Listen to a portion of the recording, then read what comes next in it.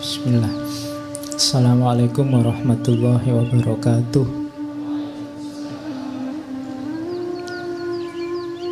Bismillahirrahmanirrahim. Alhamdulillahi rabbil alamin. Wa bihi nasta'inu ala umurid dunya waddin. Allahumma sholli wa sallim wa barik ala habibina wa syafi'ina Sayyidina wa maulana Muhammadin wa ala alihi wa ashabihi wa man tabi'ahum bi ihsanin ila yaumiddin. Bismillah. Mari kita lanjutkan ngaji kita. Malam ini masih di tema alegori cinta ilahiyah. Jadi ini para sufi yang menulis roman percintaan, cuma sebenarnya simbolisme dari cinta ketuhanan. Hakikatnya itu karena mungkin dianggap lebih bisa menarik orang. Lah kalau nanti dipahami hanya sebagai cinta biasa saja Pak, antara laki-laki dan perempuan, ya tidak apa-apa. Karena cinta yang menurutmu romantik biasa itu pun sebenarnya merupakan satu anugerah dari Allah dan merupakan pengantar untuk menuju cinta ilahiyah. Dalam dunia tasawuf itu kan ada istilah puncaknya suluk itu takholak bi ahlakillah, berakhlak seperti akhlaknya Allah. Jadi kita bisa menjalankan apa yang dilakukan oleh Allah. Allah menyayangi, kita sayang. Allah sabar, kita sabar. Allah adil, kita adil. Termasuk cinta. Makanya sebelum ngomong nizami, saya ambil itu dari Ibnu Arabi. Kalimatnya menarik. Innal hubba al-hakiki bainal basyari huwa al-bidayah lita'arrufi ilallah wasyu'ur bimahabbatihi wa faidhi ato'ihi wa karomihi. Sesungguhnya cinta yang hakiki, cinta yang tulus antar manusia itu adalah awal perjalanan menuju pengenalan kepada Allah. Wasyu'ur bimahabbatihi, dan merasakan pengalaman mencintainya, maksud mencintai Allah. Wa faidhi ato'ihi wa karomihi, dan merupakan awal untuk mendapatkan anugerah dan kemuliaan, kemurahan dari Allah. Jadi makanya minggu lalu waktu kita ngomong jami itu di awal kan ada cerita seorang pemuda ingin masuk ke dunia sufi, sama gurunya disuruh pulang dulu, jatuh cintalah dulu. Kalau ada yang tanya dalilnya apa cinta-cintaan laki-laki dan perempuan sesama manusia, Ibnu Arabi ini bisa dipakai. Jadi tapi cinta ya, bukan pacaran. Biasanya kalian salah definisi. Ya, cinta tidak harus pacaran. Kadang-kadang pacaran tidak ada cintanya, ya ada. Iya. Loh, sekarang pacar sewaan ada loh. Jadi dalam rangka memenuhi kebutuhan biar tidak jomblo, yang penting ada, kan itu ada. Nah, latihanlah mencintai jiwamu biar lembut. Ya sebenarnya banyak. Kalau saya ngomong mencintai tidak harus lawan jenis. Sesama, sahabatmu, orang tuamu, saudara-saudaramu, tetanggamu. sesama muslim, sesama manusia, banyak yang bisa dicintai. Cintailah, belajarlah mencintai. Tema-tema semacam ini mungkin perlu agak sering kita angkat karena hari ini situasinya hampir semua mengeraskan hati. Apalagi menjelang pemilu seperti hari-hari ini, itu keras. Orang lembut pun bisa jadi keras. Rencananya nggak mau maki-maki, tapi begitu baca WhatsApp, baca Facebook, terus tidak sengaja misuh. Situasinya keras. Maka cari hal-hal yang bisa melembutkan hatimu. Ayo, antara lain baca novel-novel rohani, religius, termasuk novel-novel tentang cinta, seperti malam hari ini. Masih banyak yang lain sebenarnya, tidak cuma dua ini. Para sufi itu punya banyak karya sastra yang luar biasa. Kalau di Indonesia dikenal misalnya beliau Buya Hamka. Itu kan juga sastrawan, budayawan, ulama, yang hari ini jarang bisa begitu. Oke, malam ini kita ketemu cerita yang sangat terkenal, Laila Majnun. Jadi Laila Majnun ini sebenarnya sebelum ditulis oleh Nizami, nama lengkapnya, nama aslinya adalah Ilyas sebenarnya. Lengkapnya Jamaluddin Ilyas bin Yusuf bin Zaki. Cuma nama penanya Nizami. Kadang-kadang disebut Nizami Ganjawi karena berasal dari daerah Ganj. Daerah Ganj itu sekarang daerah Azerbaijan. Ya, zaman itu masih di bawah Imperium Persia, dinasti Seljuk. Nizami ini anak yatim sejak kecil.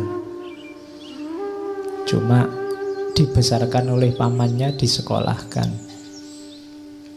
Sangat pinter, menguasai banyak ilmu agama sehingga nanti digelari hakim. Hakim tidak dalam arti penguasa pengadilan yang memutuskan, tapi orang yang ahli hikmah. Makanya digelari Hakim Nizami.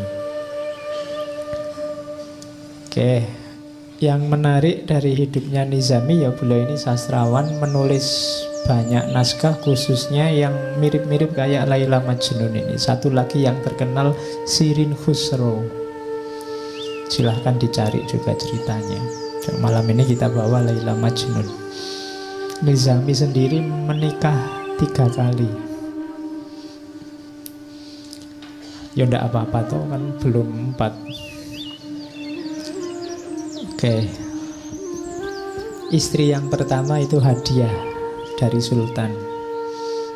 Ya, sultannya sering ngasih hadiah kan, dia dapat banyak. Oke. Dan Laila Majnun ini cerita yang sebenarnya sebelum ditulis oleh Nizami, dia sudah jadi cerita rakyat. Sudah jadi cerita yang lesan, folklore.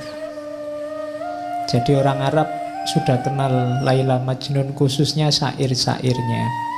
Meskipun ada kontroversi, apakah ini kisah nyata atau kisah rekaan.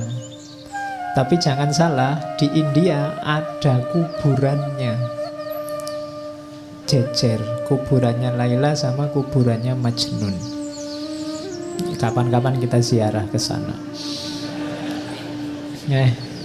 Loh ya apa-apa tuh jalan-jalan ke India. Nanti ketemu Shahrukh Khan. Jangan salah, saya kemarin lupa minggu lalu cerita bahwa Jamek itu hidup dijamin oleh sultan namanya Shahrukh Khan di Persia. Shahrukh Khan ini cucunya Timur Leng.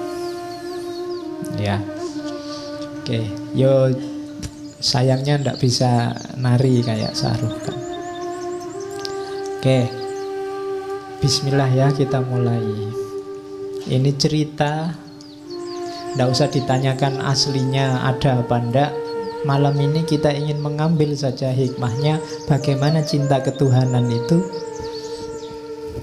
yang ingin dikatakan oleh Nizami lewat Laila Majnun. Ya Majnun itu gelarnya, nama aslinya Qais Ibnu Mulawih, atau ada yang bilang Ibnu Mulawah. Kalau Laila Ibnu Amir. Jadi ini anak-anak muda dari dua kabilah yang berbeda. Ya nanti karena saking gilanya dengan cinta disebut Majnun. Majnun itu dari kata, sebenarnya satu akar kata dengan jin. Mungkin kalau diterjemah letter, Majnun itu orang yang kesurupan jin. Cuma diterjemah jadi gila. Ya, jadi orang kesurupan. Jatuh cinta itu kalau sudah banget kan kayak orang kesurupan, akalnya tidak jalan. Ya, dan secara kimiawi nanti ada penjelasannya. Jadi makanya dia disebut Majnun. Kalau Laila ya secara akar kata itu ya artinya malam. Ada yang bilang dinamakan Laila pertama karena matanya sangat indah, sangat hitam. Dan yang kedua rambutnya. Jadi rambutnya sangat hitam, pekat kayak malam. Oke. Nggak usah tanya, kok tahu sampai rambutnya, berarti Laila nggak jilbaban, Pak. Iya. Nggak usah tanya itu, nanti diskusinya geser. Oke. Yo kamu tanya ustadz-ustadz yang ahli fikih itu. Wong nggak jilbaban kok diceritain. Nanti kamu tanya lagi, Qais berarti nggak sholat ya Pak waktu gila itu. Iya. Oke. Ya itu biarkan ustadz yang lain yang menjelaskan. Nanti kalau ini disebut tidak sholat, nanti nggak jadi dijelaskan. Jadi ini dua orang anak muda. Nanti kalau baca Laila Majnun, bab paling awal itu cerita tentang ayahnya, namanya Umar. Jadi ayahnya ini sampai tua belum punya anak, melakukan usaha apapun susah sekali punya anak. Akhirnya berdoa, disuruh tirakatan sama orang-orang dekatnya, dan dikaruniai anak laki-laki yang ganteng luar biasa. Nanti dikasih nama Qais. Yang Qais ini idola pokoknya di sukunya, sehingga nanti oleh ayahnya dia jadi harapannya suku, disekolahkan di tempat yang elit, pokoknya sekolah unggulan kalau hari ini. Nah di sekolah unggulan ini nanti ketemu Laila. Iya, karena sama-sama anaknya ketua suku, berarti kan terawat pasti. Laila dikenal kecantikannya, kalau Majnun dikenal ketampanannya. Jadi yang ganteng ketemu yang cantik, masuk akal. Ya, halo ya. Sebenarnya ceritanya bisa dibikin tragis itu. Kalau di Sirin Khusro ada tragisnya, karena nanti ada yang jatuh cinta itu tukang batu jatuh cinta sama putri, meskipun nanti sebenarnya cerita sama sultannya. Tapi kalau di Laila Majnun yang ingin ditonjolkan bukan itunya, tapi bagaimana orang ketika sudah dilanda cinta itu sudah lupa dengan semuanya. Harusnya begitu. Kalau kita sudah merasa cinta sama Allah, rasanya semua yang lain tidak berarti. Kamu boleh mengklaim, Pak saya sudah cinta sama Allah, kalau apapun yang lain di dunia sudah tidak ada artinya. Kalau kamu masih panik, masih sumpek, masih gelisah, masih khawatir, masih takut oleh apapun hal yang bukan Allah, berarti belum cinta. Cirinya itu nanti ditunjukkan oleh Nizami lewat Laila Majnun. Jadi karena satu sekolahan, begitu melihat Laila pertama kali, Majnun langsung jatuh cinta. Kois ini langsung apa, kalau bahasa romannya dia kayak orang kehilangan kesadaran. Laila juga begitu, sama-sama sukanya. Jadi kalau di kelas itu lirik-lirikan, pandang-pandangan gitu, sama-sama sukanya. Makanya di bagian awal itu dua-duanya digambarkan sama-sama mabuk. Jadi serangan pertama itu kan memang dahsyat bagi yang alami, yang belum dibayangkan. Jadi itu syairnya yang bagian-bagian awal. Jadi berlalu masa saat orang-orang padaku memohon pertolongan, dan kini adakah penolong yang akan mengabarkan rahasia jiwa pada Laila. Itu maunya Kois. Kemarin-kemarin aku kan ketua suku orang kaya, sering dimintai bantuan. Sekarang ada ndak yang bisa membantu aku?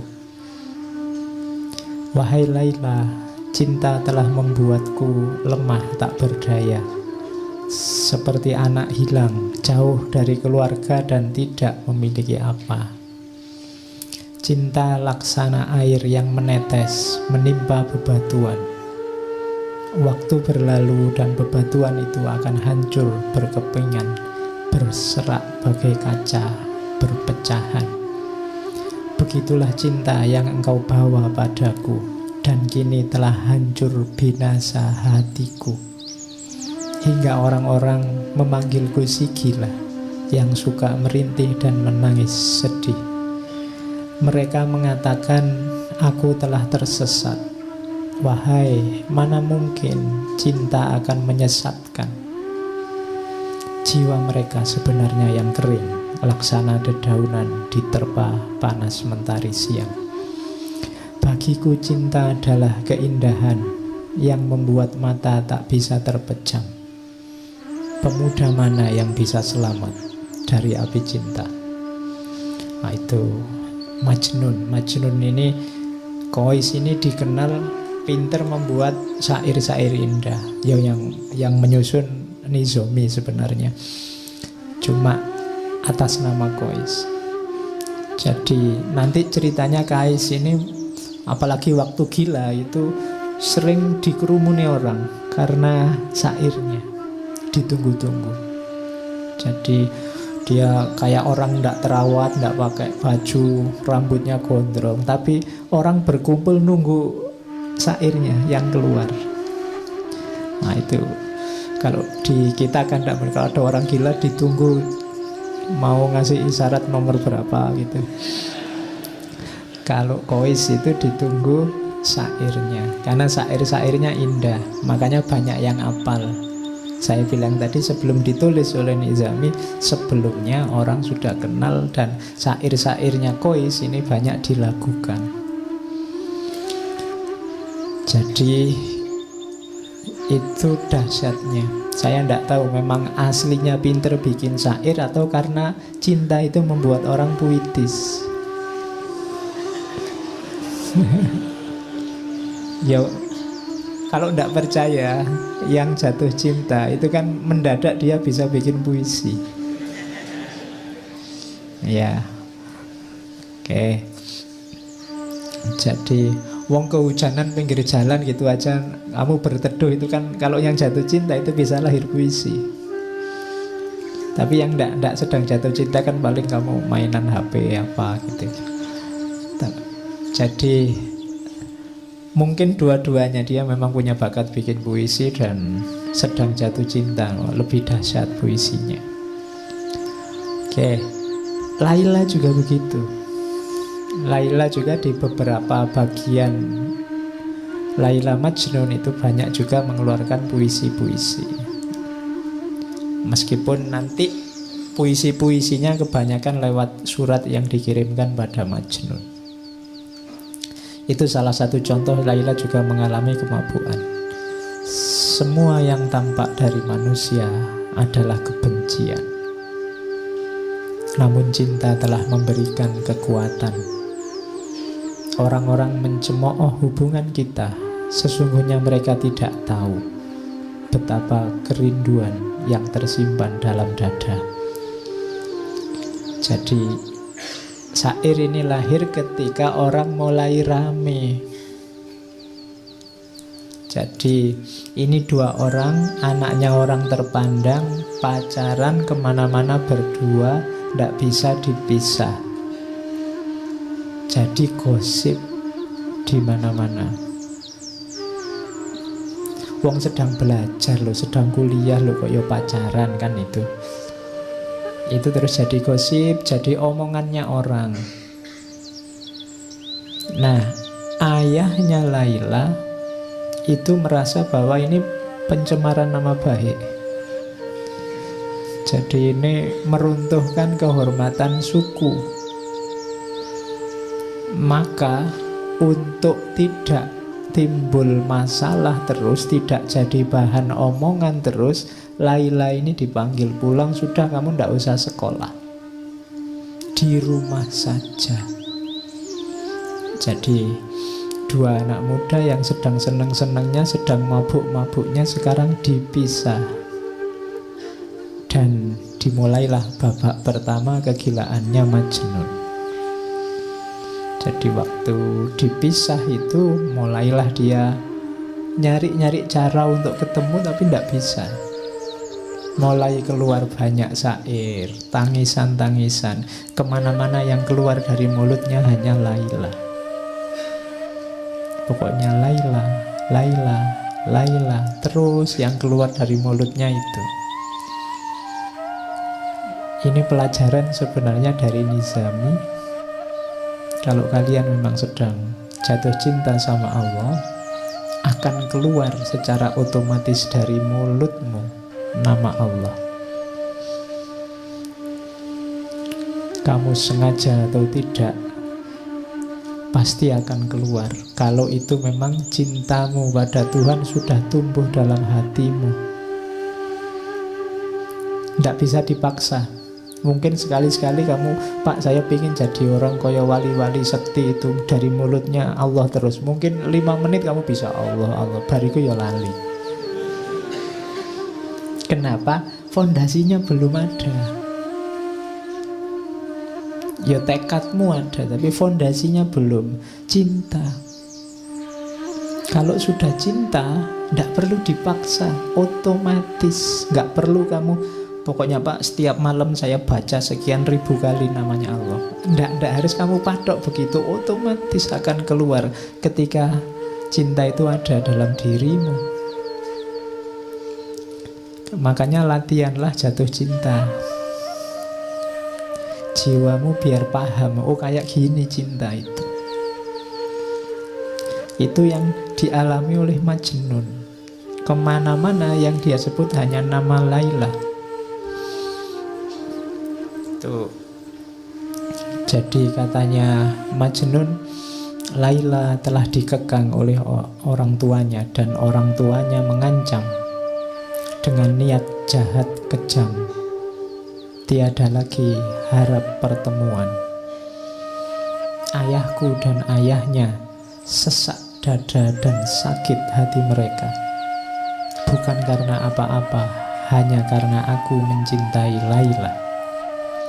Mereka menganggap cinta adalah dosa. Cinta bagi mereka adalah noda yang harus dibasuh musnah.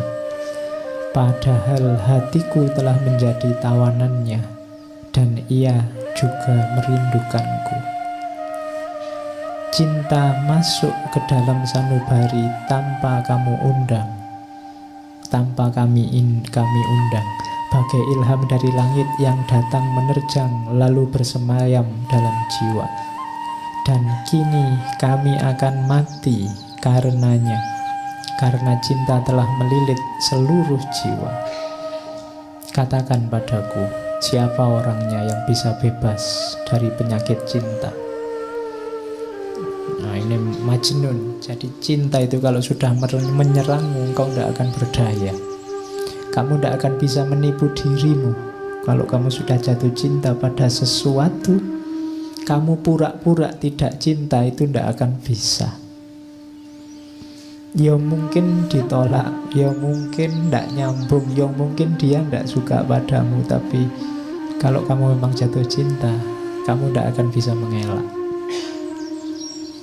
Jadi itu kalimat-kalimat yang Majnun. Cinta bukan sesuatu yang kita undang, tapi dia datang, masuk dan bersemayam dalam diri kita.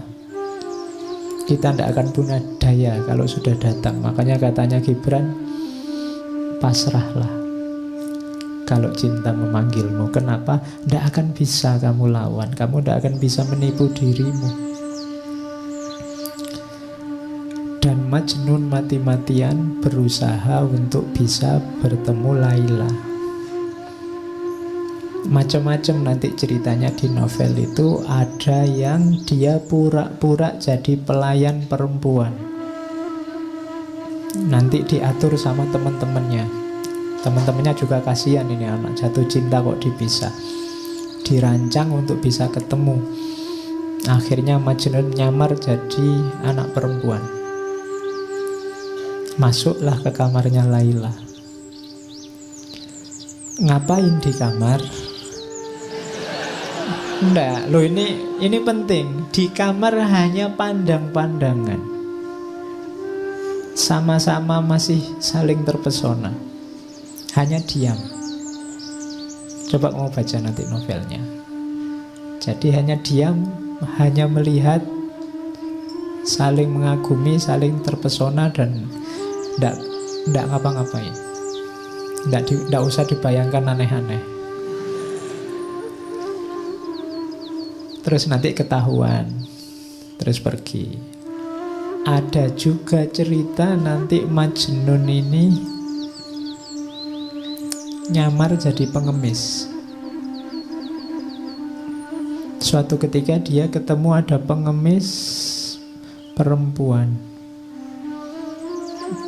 Kemudian pengemis ini ditemui, tolong semua alat mengemis kasih saya, semua yang aku miliki tak kasih padamu. Jadi dia mengemis untuk bisa ketemu Laila. Dari rumah ke rumah. Makanya ada syairnya itu kan. Duhai, betapa besar bahaya ku undang sekedar untuk bertemu denganmu. Ku korbankan segala yang ada padaku. Ku ubah diriku hingga engkau pun tak mengenaliku. Ku ayunkan langkah dengan tetes air mata. Dan setelah memasuki perkampunganmu, ku buang semua tanda yang membuat orang mengenaliku. Ku ikat diriku dengan rantai baja bagai budak hina, berjalan mengadahkan tangan meminta sedekah. Dan bocah-bocah itu tiada suka melihatku. Mereka berkumpul mengelilingiku, menghardik dan melempariku seperti anjing pengganggu. Jadi dia sudah ngemis, pura-pura jadi orang hina, minta-minta dari rumah ke rumah, dikejar anak kecil-kecil, diteriaki anjing. Tidak masalah, yang penting akhirnya sampailah di rumah Laila. Itu Majnun. Kini aku hadir di dekatmu, wahai Laila, tak mampu kutahan air mataku. Kasihanilah kelemahanku, begitu berat penderitaanku. Nah, itu Majnun.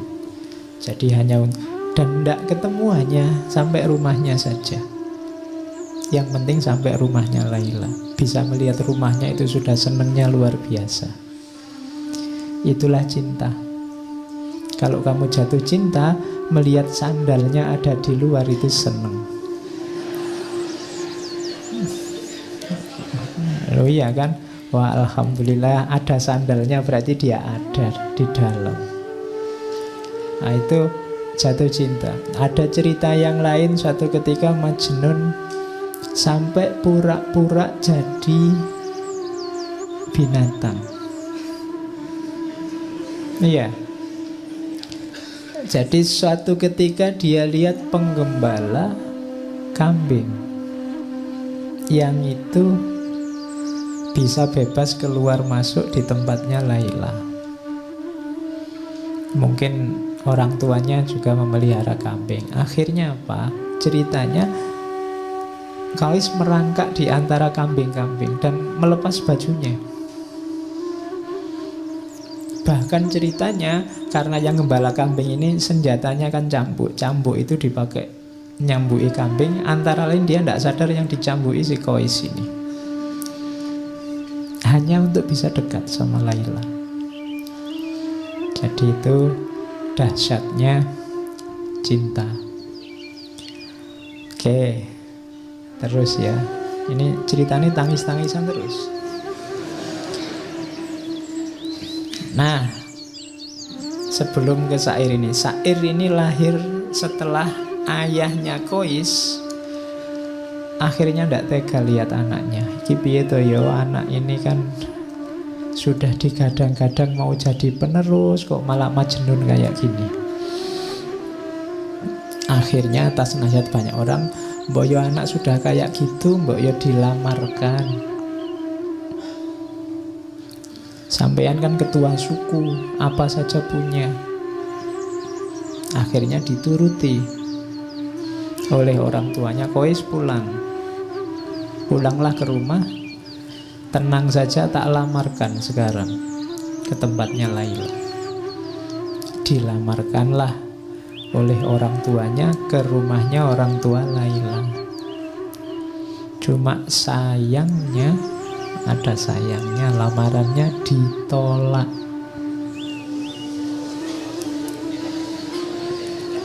Iya.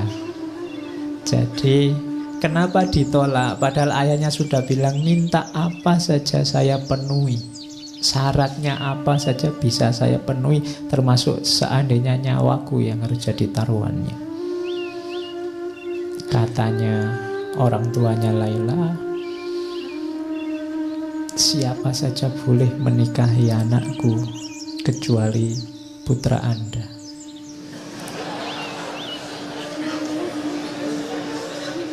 Ya, kenapa? Orang tuanya tidak bisa jawab. Mana ada orang tua yang merelakan anaknya dinikahi oleh orang gila? Mana ada orang tua yang merelakan anaknya dinikahi oleh pemuda yang tidak waras? Ya, karena ya ayahnya Laila ya ngerti kegilaannya Majnun, meskipun gilanya memang karena mencintai putrinya, tapi dia tidak mau. Wong dulu masih waras, pacaran saja digunjingkan orang, kita malu luar biasa, apalagi sekarang. Jadi sudah serius seperti itu masih ditolak. Bisa dibayangkan ya, Majnun yang tadinya sudah merasa agak sembuh, merasa terhibur, wah nanti dilamarkan oleh ayahku pasti beres, tapi kok ya ditolak. Mulai lagi kumat. Jadi ya. Dan dia katanya Majnun, rumahku telah menjadi bara api bagi jiwaku. Tetapi wahai Laila, aku akan senantiasa berada di sisimu. Semoga kasih sayang Allah dilimpahkan padamu. Wahai pecinta yang malang, kerabatku menganggap aku mempermalukan mereka. Teman-temanku pun gemetar jika mendengar namaku. Jadi keluarganya merasa malu oleh kehadirannya, teman-temannya semua juga menjauh, tidak ada yang mau mendekat. Duhai cawan anggur yang ada di genggaman, kini jatuh berantakan. Telah kutinggalkan sanak saudara dan orang tua, sedang kekasihku pun jauh di sana. Namun aku tidak akan menyerah walau kesulitan demi kesulitan mendera. Orang yang tidak merasakan kesengsaraan tidak akan menikmati kesenangan.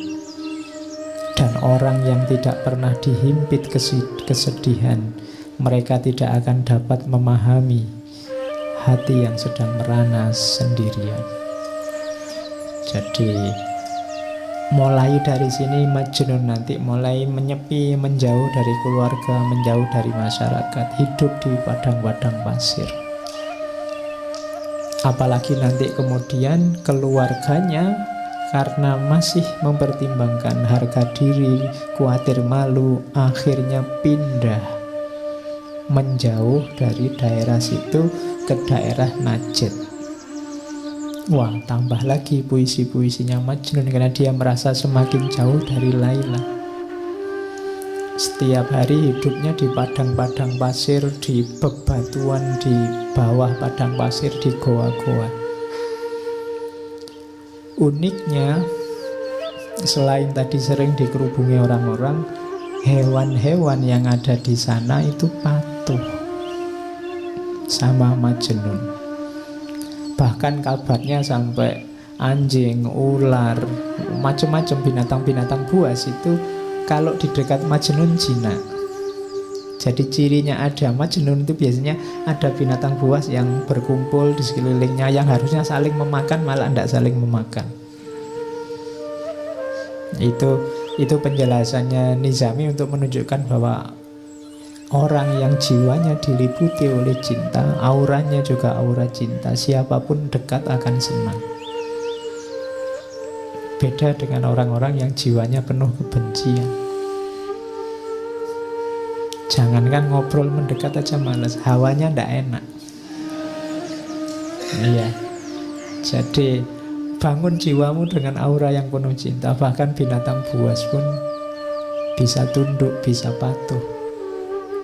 Kadang-kadang kalau Majnun sedang tidur di tengah padang pasir, binatang-binatang ini yang menjaga. Itu kelebihannya para pecinta. Oke. Ini pelajaran dari Majnun lagi, bahwa cinta itu kebebasan. Wahai Laila kekasihku, berjanjilah pada keagungan cinta, agar sayap jiwamu dapat terbang leluasa. Melayanglah bersama cinta laksana anak panah menuju sasarannya. Cinta tidak pernah membelenggu, karena cinta adalah pembebas yang melepaskan simpul-simpul keberadaan. Cinta adalah pembebas dari segala belenggu. Jadi contoh paling mudah, di mana sih pembebasannya cinta itu? Majnun tidak lagi terikat oleh apapun selain cintanya. Dia rela kehilangan bahkan keluarganya, apalagi posisinya sebagai putra mahkota, apalagi kedudukannya, teman-temannya. Dia enteng saja melepaskan semuanya. Itu menunjukkan bahwa cinta itu membebaskanmu dari apapun, bahkan contoh paling kecil lagi, bahkan membebaskanmu dari dirimu sendiri. Cinta membuat orang tidak egois. Kalau masih egois masih belum cinta. Masih egois itu kan masih berpikir tentang dirinya sendiri terus. Perhitungan apa yang enak, apa yang menguntungkan bagiku. Tapi orang yang jatuh cinta tidak. Makanya katanya Majnun, cinta itu membebaskan manusia. Kalau kita semua menggunakan relasi cinta, mungkin hari ini nggak sepanas ini, nggak sesumpek ini. Kampanye itu menunjukkan nggak panas kalau saling mencintai. Mungkin yang satu bilang, ya kalau beliau mau jadi presiden, ya monggo saya persilahkan. Nanti yang satunya bilang, jangan gitu, saya nggak enak. Sampean juga nggak apa-apa, silahkan jadi presiden. Ayo, bayangkan loh kalau yang kampanye kayak gitu kan enak, kita bisa ketawa-ketawa bareng. Oke, sekarang kan saling rebutan. Kalau cinta saling membebaskan. Oke. Terus, walau dalam cinta setiap cawan adalah kesedihan, namun jiwa pecinta akan selalu memberi kehidupan. Jangan takut sedih, jangan takut ganjalan, jangan takut penderitaan. Karena cinta akan selalu memberimu hidup. Oh, yang pernah jatuh cinta kemudian patah hati bisa memahami ini.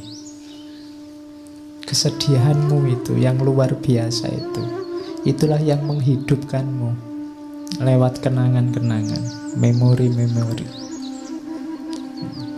Indah loh.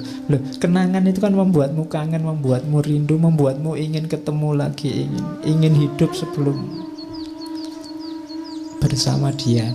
Jadi cinta itu sakit, tapi sakitnya cinta itu ngangeni.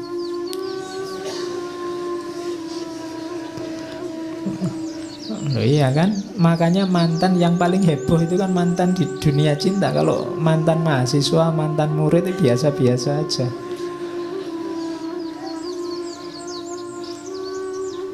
Banyak racun yang harus kita telan untuk menambah nikmatnya cinta. Atas nama cinta, racun yang pahit pun terasa manisnya. Jadi kalau ini ya, yang alami pasti tahu.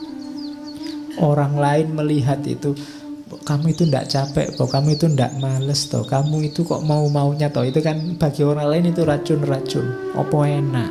Apa enaknya? Tapi bagi yang ngalami, itulah nikmatnya cinta. Jadi itu pelajaran dari Majnun. Terus, bertahanlah kekasihku, dunia diciptakan untuk kaum pecinta. Dunia ini ada karena cinta. Percayalah kalau tidak ada satupun orang yang punya jiwa cinta, tidak ada lagi relasi antar manusia yang namanya cinta, dunia ini bubar. Detik ini juga. Kalau tidak percaya, coba saja. Karena orang akan saling mengobjekkan, orang saling memanipulasi, orang saling. Dunia akan bubar. Masih ada cinta, masih banyak, maka dunia ini masih ada. Ya paling di medsos rame, tapi dalam kehidupan sehari-hari enggak, cinta itu masih banyak. Kalau enggak, ya sudah kiamat dunia ini. Oke, jadi itu pelajaran bahwa cinta itu membebaskan. Terus, nah ini dari Majnun lagi, tentang pelajaran tentang jarak. Cinta itu paradok. Bila dekat rumahnya Laila, aku merasa terbebani. Tapi bila aku jauh darinya, aku merasa sedih. Sehingga dekat maupun jauh, bersemayam rindu dan gelisah. Saat dia berjanji, cintaku kian menggebu menanti.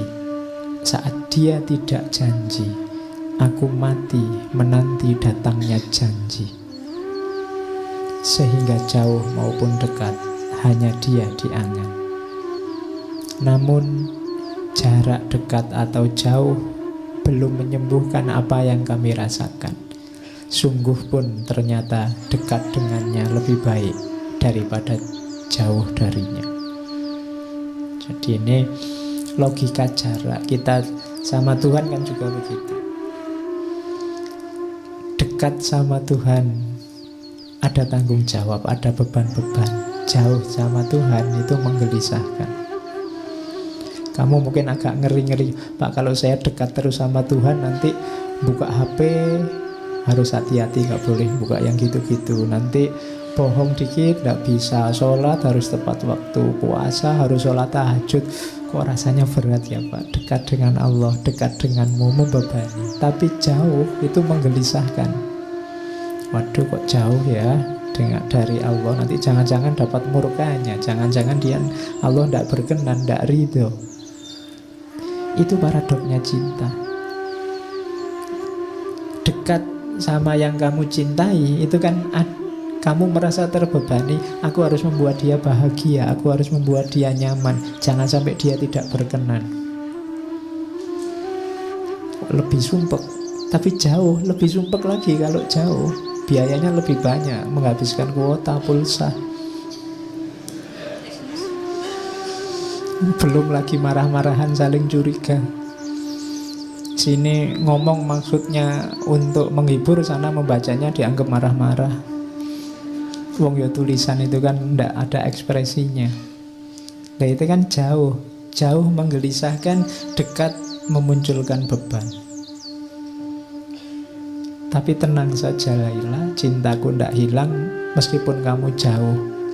Padahal sebenarnya lebih enak kalau kamu dekat. Nah itu pelajaran selanjutnya dari Majnun tentang jarak. Ini nanti pelajarannya banyak. Kamu malam ini diajari orang gila. Ya.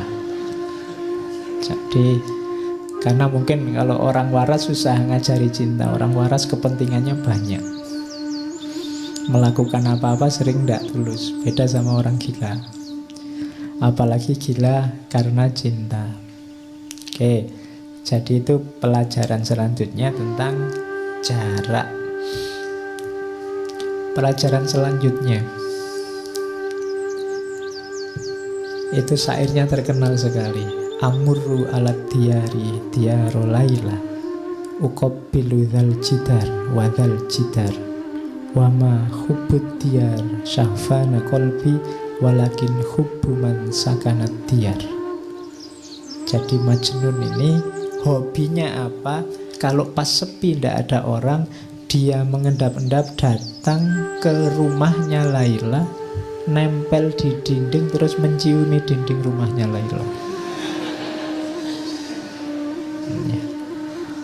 Oke, berarti kamu tadi yang terpesona oleh sandalnya, ya berarti menciumi sandalnya. Jadi aku berjalan amurru ala diyar, aku berjalan melintasi rumahnya Laila. Terus kucium dinding itu, kucium dinding itu. Semua sudut-sudut rumah, dinding-dindingnya diciumi. Cinta di dadaku bukanlah untuk dinding rumah, namun cinta pada siapa yang tinggal di dalamnya. Ya, oke. Iya. Ya kalau ndak tahu rumahnya ya nanti dinding kampus.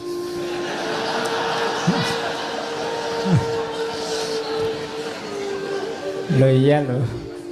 Jadi kalau pas lagi kuliah itu kamu bisa nyiumi dinding. Nanti kalau ada dosennya lewat, ngapain? Saya tidak menyiumi dinding ini, tapi yang sedang kuliah di dalam, nah, gitu. Oke. Ya. Jadi apa? Ini pelajaran dari Nizami. Kalau kita jatuh cinta, maka semua yang berhubungan dengan yang kita cintai pasti juga kita cintai, kita hormati, kita hargai, jadi berharga. Berarti apa? Kalau kita cinta sama Allah, pasti kita juga memuliakan dan menghargai semua yang berhubungan dengan Allah. Apakah itu manusia, apakah itu binatang, tumbuhan, alam semesta. Konsekuensi dari mencintai Allah pasti mencintai semuanya, karena dalam semuanya ada tanda-tanda kehadiran Allah. Temboknya Laila adalah tanda adanya Laila. Maka semua orang, semua makhluk harusnya juga kita cintai. Kalau orang ngaku mencintai Allah tapi masih ada yang dia benci di alam ini, padahal semua yang ada di alam semesta ini adalah tanda-tanda kehadirannya Allah, berarti sebenarnya dia belum terlalu cinta. Jadi cinta pasti tidak menyisakan kebencian apapun. Kalau itu cinta pada Allah, tidak mungkin kita ada benci pada apapun yang bukan Allah. Karena yang bukan Allah itu kan juga berhubungan dengan Allah. Jadi ini, kisah ini pelajaran dari Qais bahwa semua yang berhubungan dari Laila adalah manifestasi kehadirannya Laila. Dia hormati, dia hargai, dindingnya dia ciumi. Oke. Terus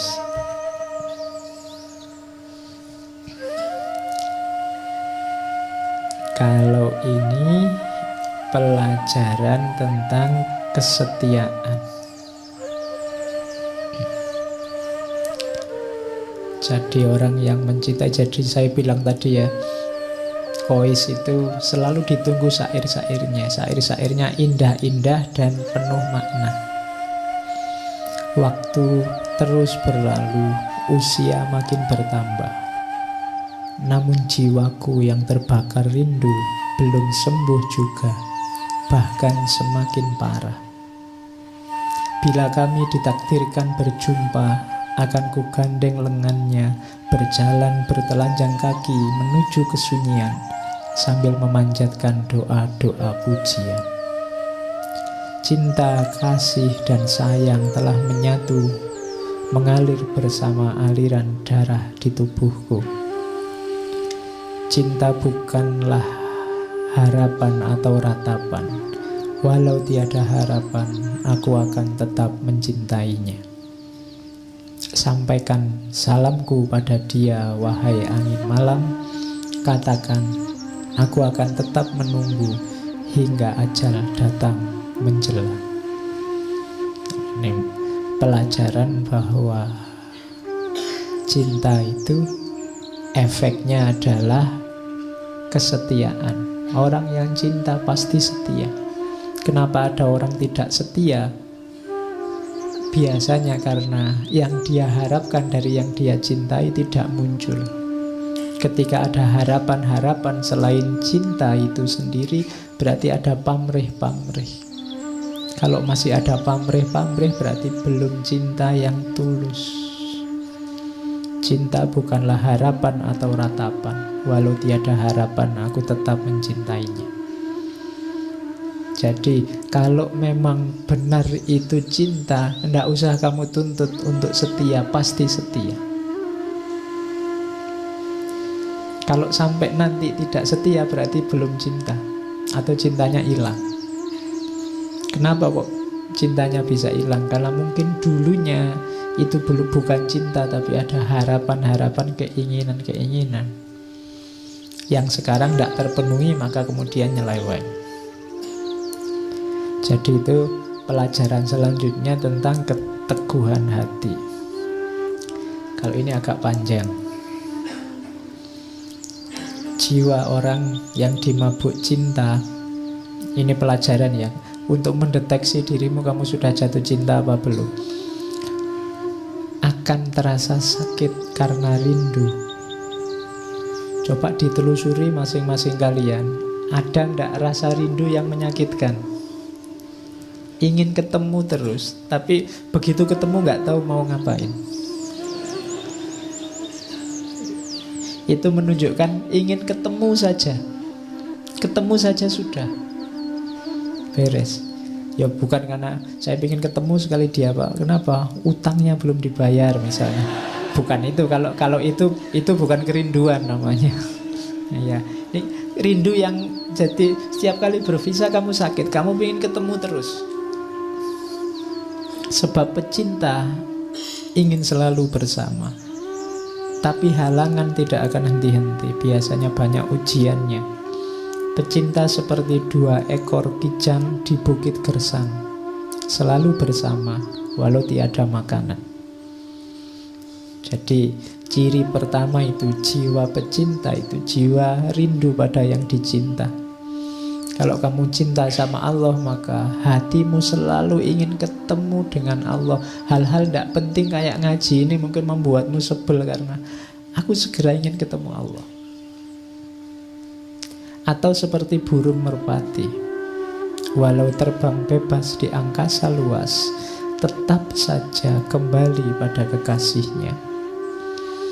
Atau laksana ikan tuna, tetap tabah walau dipermainkan gelombang, timbul tenggelam di lautan. Ciri cinta yang kedua adalah apapun aktivitasmu, kamu mengalami apapun, pada akhirnya kamu ingin kembali pada yang kamu cintai. Ujian apapun, masalah apapun, silahkan datang, tapi tujuanmu tetap kekasihmu. Berarti jiwamu jiwa pecinta. Walau selalu dicaci dan dicela, batin menjerit, tubuh binasa, meski lapar dan disia-siakan, namun jiwa pecinta akan selalu memaafkan. Itu cinta. Pecinta tidak membutuhkan pujian. Ciri selanjutnya, kalau masih nunggu dipuji, wah kamu setia sekali, wah kamu, aku capek-capek jemput kok kamu gak terima kasih, itu belum cinta. Ya, masih butuh pujian. Dan pengorbanan pecinta tidak akan sia-sia. Kulihat bintang kutub dan bintang kejora, di mana pula cinta. Sekecil apapun, cinta tetap berkuasa di singgasana jiwa. Dan bagi pecinta, kebahagiaan dan kesedihan sama indahnya. Karena cinta sejati tidak mengenal kesia-siaan. Jiwaku dan jiwanya akan tetap bersama. Andai pun tidak di dunia, pasti jiwa kami akan bersatu di liang barza. Dan kelak akan dibangkitkan bersama hingga dapat bersatu selama-lamanya. Oke. Mataku berkorban untuknya dengan segenap curahan air mata, berharap liang lahatnya adalah liang lahatku, agar jenazah kita bersatu. Oke, ini syairnya Majnun. Jadi nanti Majnun ini akhirnya sangat terkenal karena syair-syair dan kegilaannya. Semakin dia terkenal dengan kegilaannya, semakin marah keluarganya Laila dan semakin gelisah keluarganya Majnun. Dan itu nanti beban tersendiri bagi mereka berdua. Bahkan nanti di antara keluarganya Laila ada yang ngancam, dibunuh saja enaknya orang ini, bikin masalah saja. Oke. Nah, dari situ nanti muncul syairnya Laila. Laila ini protes, jangan dikira hanya Majnun yang segalau itu. Aku pun juga sama galaunya, hanya aku tidak seperti Majnun bisa bebas keluar. Bila kakiku terperosok, kalau ini Laila, aku menyebut namanya. Aku bermimpi dalam tidurku, hidup bersama dia. Apabila disebut namanya, hilanglah kekuatan jiwa. Hatiku seperti sirna ditelan namanya. Demi Allah, hampir saja aku gila karena memikirkannya. Makin lama dadaku makin sesak karena rindu gelisah. Kaumku mengancam, jika aku tak berhenti menyebut namanya, maka darahnya akan tumpah. Bunuhlah aku dan biarkan dia. Setelah nyawaku melayang, janganlah kalian hina dia. Cukup apa yang ia derita karena cinta. Mungkin ia akan menuduhku tidak setia dengan janji, dan aku tidak akan mampu mencegahnya. Ku campur tinta dengan air mata untuk menulis surat padanya. Inilah saat kukuburkan jiwaku untuknya. Aku khawatir jika ajalku tiba, tak dapat memandang wajahnya. Ini Laila. Jadi dua-duanya sedang gelisah. Suatu ketika ayahnya Majnun ini menjemput anaknya, mencari, ketemu, dijemput, dibawa pulang. Kemudian pokoknya diciptakan suasana yang sekiranya membuat Majnun lupa dengan Laila. Dicarikan gadis-gadis cantik yang sekiranya jauh lebih cantik dari Laila, mau berapapun dikasih. Saya tidak tahu kalau kamu imanmu kuat tidak digituin. Jadi dibikinkan pesta tiap malam. Targetnya satu, tinggalkan Laila. Saat ini juga. Tapi Majnun tidak mau. Jadi katanya Majnun ini mau wanti-wanti Laila. Kalau aku tidak mau digituin, ingat-ingat Laila maksudnya itu. Mungkin engkau diberi 2 cawan minuman, 1 cawan kebencian, agar engkau lupa padaku, yang 1 anggur kesenangan, agar engkau menerima orang lain sebagai gantiku. Duhai kekasihku, kuingatkan dirimu, jangan rusakkan ikatan yang orang lain selalu ingin menyempurnakan. Kelak engkau akan melihat beda antara cinta dan nafsu. Wahai Laila, nafsu akan melemahkan hati. Ia akan terus menggoda dan merayu, namun kelak akan menyesal, sedih tak berkesudahan. Jiwa yang dipenuhi kebencian tak akan pernah menjadi mulia. Ia tak akan puas bila yang diharapkan tak didapat. Bedakan cinta dengan nafsu. Cirinya, nafsu akan terus menggoda, yang akhirnya adalah penyesalan. Sedang diriku Laila demi Allah, tali kasih yang telah bersemi akan kusiram dan kupupuk, agar cinta yang engkau berikan tetap terjaga selamanya. Dan aku haramkan atas diriku juga segala yang engkau tidak suka. Jadi orang jatuh cinta itu pasti tidak melakukan apa yang tidak disukai oleh yang dicintai.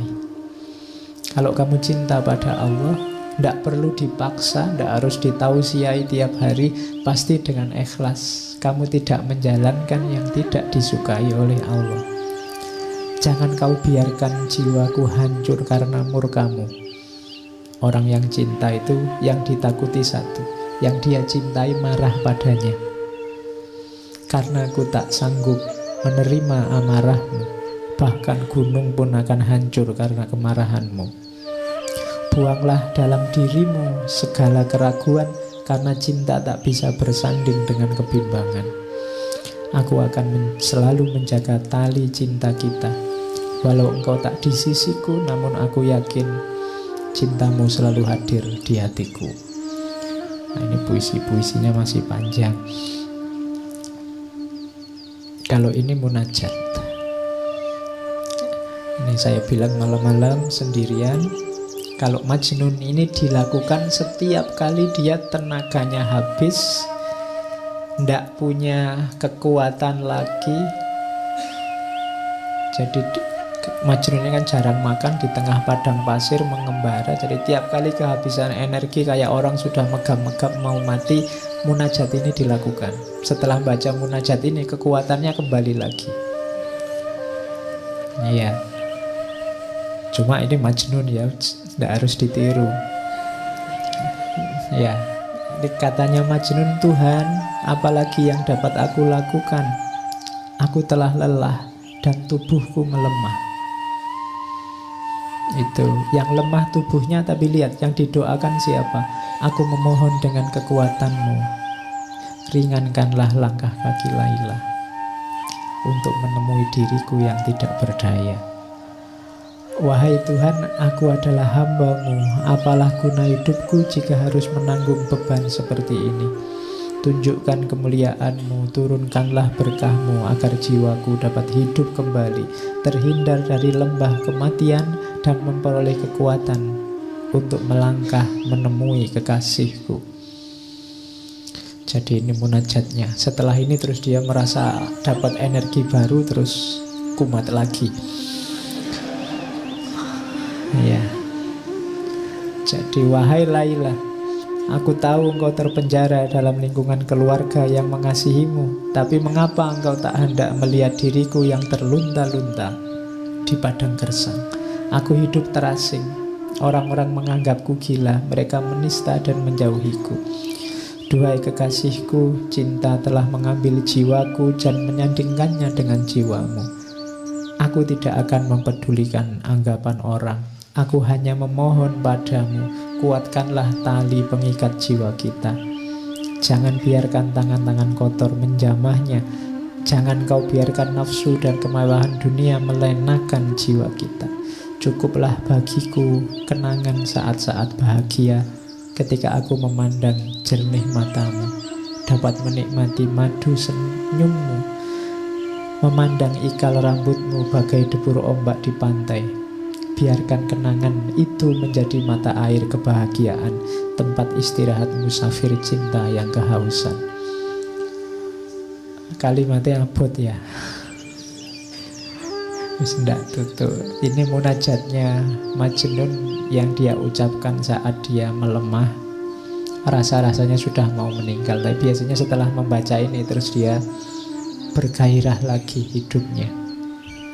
Hidup karena tadi kalimat yang terakhir tadi, kenangan akan yang dicintai. Saya bilang tadi, memori, kenangan itu senjata yang luar biasa yang menghidupkan cinta. Jadi ritme hidupnya Majnun ini ya semacam itu. Dia baca puisi, berkeliling-keliling di padang pasir, di daerah-daerah terpencil. Malah orang yang nyari dia karena butuh syair-syairnya. Jadi enggak, nanti di beberapa kesempatan sampai ada yang ingin bantu dia. Kalau di buku itu yang saya ingat ada sampai perang segala. Ada namanya Ishak, ada kepala suku namanya Noval, nanti ada penyambungnya dengan Laila namanya Zaid. Ini orang-orang yang ingin bantu dia dengan beberapa cerita. Bahkan ada yang namanya Ishak. Ishak ini orang terkemuka, kasihan melihat Majnun. Terus dia berjanji, Majnun, kalau kamu pengen bareng sama Laila, ya kamu jangan kayak gini, kayak orang gila, mesti ditolak. Kalau kamu percaya padaku, aku yang ngatur, termasuk ngatur dirimu. Jadi selama sekitar 2-3 bulan Majnun ini dilatih hidup normal.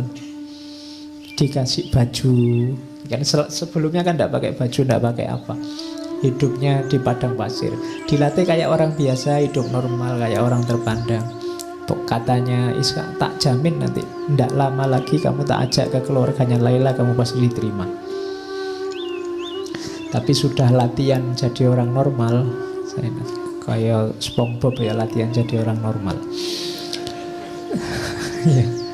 Jadi setelah dia dianggap normal oleh Ishak, diajak melamar lagi ke rumahnya orang tua Laila, tapi tetap ditolak. Iya, jadi pokoknya orang tuanya sudah antipati sama Majnun. Pokoknya asal bukan Majnun.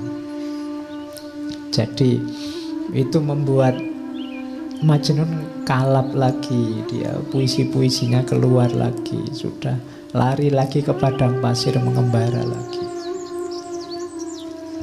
Oke, sampai orang tuanya sedih. Menjelang meninggal, ayahnya ini mencari-cari dan ketemu. Majnun sampai sujud-sujud di kakinya karena tidak bisa memenuhi permintaan ayahnya untuk pulang. Tidak bisa. Katanya Majnun, wahai ayahanda, kesedihan adalah takdirku. Penderitaan telah memangsa masa mudaku. Kesedihan bagai ulat yang memakan habis daun-daun bungaku, hingga tunas keindahan hidupku tercabut. Aku duduk dalam kegelapan, berselimut debu, dan telah kuucapkan selamat tinggal pada semua kenikmatan duniawi yang menggodaku. Segala penderitaan telah aku jalani, dan keceriaan masa muda telah tercampak, tersisih. Kini aku datang ke hadapanmu, memohon maaf dan maklummu. Engkau adalah ayahku, orang yang sepantasnya ku minta ridho darimu. Jadi dia tidak sanggup memenuhi permintaan ayahnya untuk pulang hidup secara normal. Akhirnya ayahnya minta, ya sudah kalau gitu permintaanku yang terakhir, ayo kamu ikut aku naik haji. Jadi nanti ada cerita Majnun ini oleh ayahnya diajak ke Mekah untuk haji. Bayangannya ayahnya nanti di Mekah berdoa untuk melupakan Laila. Di Mekah kan doa-doa dikabulkan. Jadi bayangannya orang tuanya itu. Tapi nanti waktu naik haji, lagi asik-asiknya melakukan ritual haji, tiba-tiba ada orang entah sengaja atau tidak mengucapkan kata Laila.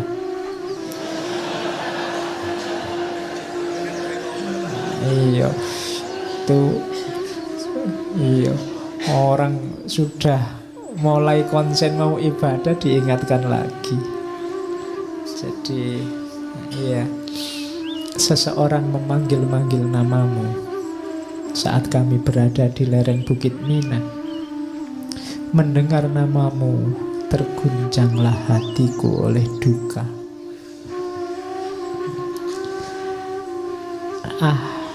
Lelaki itu tidak tahu betapa suci namamu. Mengapa ia memanggil nama Laila dengan seenaknya? Ya. Jadi, iya, enggak. Apakah ia tidak tahu dengan menyebut namamu berarti ia telah menerbangkan seekor burung yang telah bersarang di hatiku? Iya. Ia memanggil nama Laila. Semoga Allah membukakan kedua matanya untuk melihat betapa pesonamu yang tak akan mampu dia kira. Iya. Ya wis, kumat lagi. Sudah asik-asiknya mau ketemu Allah, mau berdoa di sana. Akhirnya begitu nyampe Ka'bah, dia pegangi pintu Ka'bah, doanya ini. Aku teringat akan dikau Laila saat para jamaah haji sibuk berzikir di kota Mekah, di dinding Ka'bah. Mereka khusyuk berdoa, sedang kalbuku hanya tertuju padamu. Ya Rahman, aku bertobat padamu dari dosa-dosa yang telah kulakukan dan dari dosa-dosa yang akan selalu datang bermunculan. Aku mencintai Laila, namun halangan menghadangku untuk bertandang. Aku menyayanginya dan tidak bisa berpaling dari selain dia. Bagaimana aku bisa berpaling darinya sedang hatiku telah tergadai padanya? Aku bertaubat padamu Robbi, karena padamu jua aku akan kembali. Wahai yang maha pengasih, Raja di raja para pecinta, Engkau yang menganugerahkan cinta ini. Aku hanya mohon padamu satu hal saja, tinggikanlah cintaku sedemikian rupa, sehingga sekalipun aku binasa, cintaku dan kekasihku tetap hidup. Jadi doanya lebih memantapkan lagi kegilaannya. Ya. Oke ya. Ini doanya yang sangat terkenal. Robbi zidni min ishkiha. Ya Tuhan, ya Allah, tambahkanlah cinta dan kerinduanku padanya. Jadi malah ingin diperdalam lagi, sudah sedalam itu. Wa in qasurat umri bil iski fazidhu fi umriha. Seandainya semakin berkurang umurku karena cinta, maka tambahlah umurnya Laila. Robbi zidni li Laila hubban wala tansani dzikroha abadan. Wahai Tuhan, tambahkanlah cintaku pada Laila, jangan membuatku lupa untuk mengingatnya selamanya. Ya boleh kamu tiru nanti, nama Laila diganti pacarmu.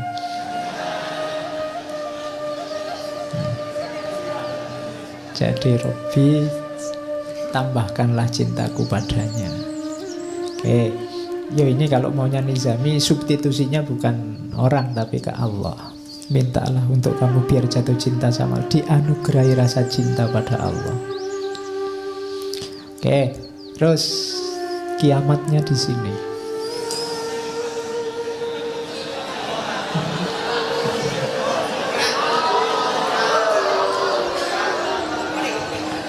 Oke. Ya. Ya, jadi nanti Laila ini dipaksa untuk kawin dengan laki-laki tua namanya Abu Salam. Ya, ini yo bisa dibayangkan seperti apa situasinya Majnun waktu tahu Laila menikah. Wahai dunia, begitukah balasanmu pada pecinta yang tulus ini? Begitukah balasan yang harus aku terima dari pengorbananku? Kemarin aku masih merasa senang karena bayang-bayang Laila masih hadir dalam mimpiku. Namun kini bayangan itu pun engkau renggut. Apalagi yang aku miliki sekarang. Wahai dunia, engkau telah mencabik-cabik tubuhku yang lemah tak berdaya. Mengapa engkau belum puas juga hingga tega merenggut mimpi indahku?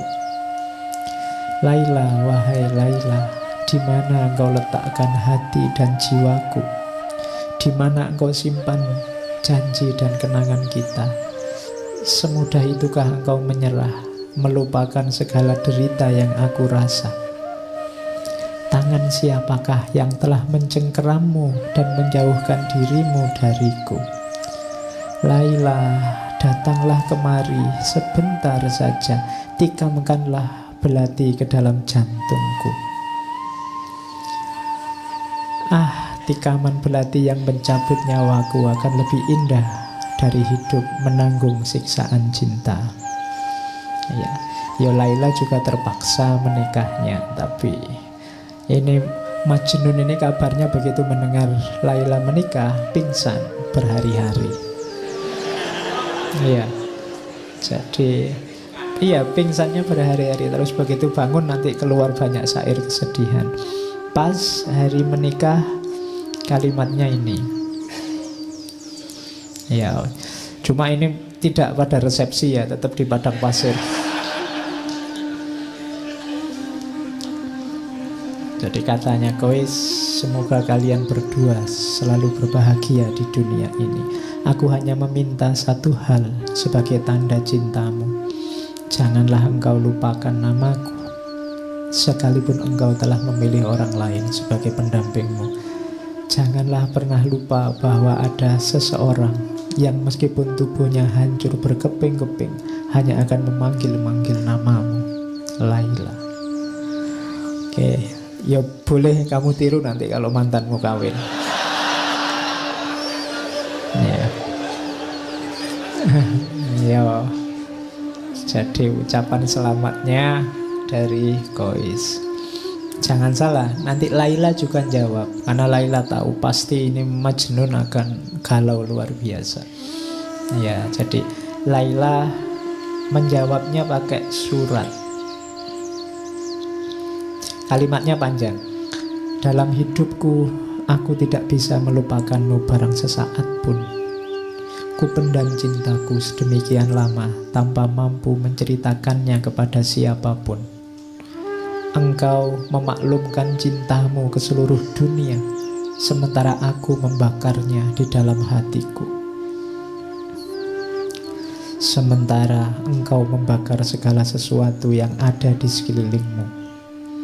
Kini aku harus menghabiskan hidupku dengan seseorang, padahal segenap jiwaku menjadi milik orang lain. Katakan padaku kekasih, mana di antara kita yang lebih dimabuk cinta? Oke. Ya, engkau atau aku. Ya. Tapi nanti ini ya bagian-bagian belakangnya menenteramkan Majnun.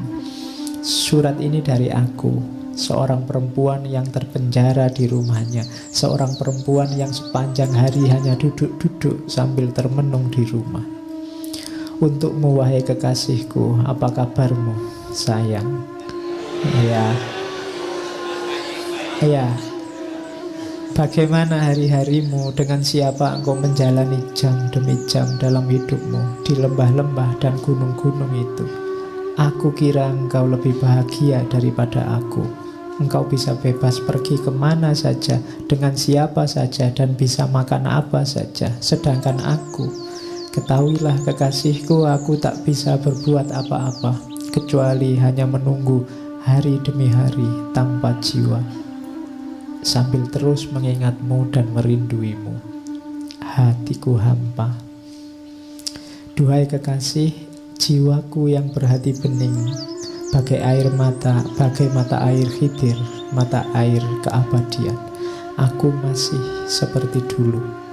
Meski aku telah menikah, namun aku bersumpah, hatimu selalu ada di hatiku. Meski aku tidur satu rumah dengan suamiku, tapi ranjangku tak pernah mempertemukan kepalaku dan kepalanya.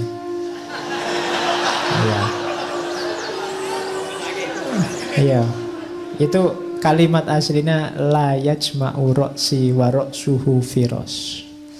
Jadi memang Laila tidak mau disentuh oleh suaminya. Nanti ceritanya begitu. Permata di tubuhku masih tersimpan utuh, bersih, dan tak pernah disentuh oleh jamahan tangan siapapun. Hartaku yang paling berharga masih terkunci rapat dan tak pernah dibuka oleh tangan siapapun. Bunga di taman masih tetap kuncup dan belum merekah sebagaimana dulu. Wahai kekasih hatiku, kemarilah, tuangkan air keabadian Khidir itu. Jarak jauhku darimu tak akan lama lagi. Kita akan menyatu dalam keabadian. Ya, ini surat panjangnya Laila karena untuk menenteramkan Qais. Jadi kalau tidak begitu bisa stres terus. Ya. Tapi nanti terus Qais juga balas suratnya. Cuma Qais ini senengnya luar biasa dapat suratnya Laila, sehingga dia yang biasanya bisa bikin syair panjang lebar sekarang tidak bisa ngomong apa-apa. Kalimatnya pendek sekali jawabannya. Nanti penghubungnya ini namanya Zaid. Ini surat dariku, aku yang gelisah dan gila. Untukmu, wahai engkau yang ada di lubuk jiwaku. Kini engkau adalah mahkota di kepala siapa dan kekayaan di tangan siapa. Aku hanyalah debu di lembahmu. Bila engkau menuangkan untukku air pertemuan, engkau menumbuhkan bunga dan menerbitkan musim semi. Namun bila aku memperolehmu dan tak lagi berpisah jauh darimu, bumi ini tak akan menumbuhkan apapun selain debu. Lihatlah, aku adalah tawanan yang terbelenggu. Jadi ini ketidakberdayaan seorang Qais. Ingin sekali ketemu Laila, tapi sekarang dia tidak percaya lagi dengan dirinya sendiri. Kalau aku bersama Laila, jadi apa Laila? Kalau aku tidak berpisah denganmu, bumi ini tak akan menumbuhkan apapun selain debu, karena aku sudah seperti ini sekarang. Tidak pantas lagi dengan dirimu. Jadi itu juga hiburannya Qais pada Laila. Maka Laila tenang saja, tidak apa-apa. Jadi itu peristiwa kiamatnya Qais ketika pernikahannya Laila. Yo, nanti masih ada cerita, misalnya Qais ketemu, saya bilang tadi, Naufal. Naufal ini ketua suku yang ingin membela Qais.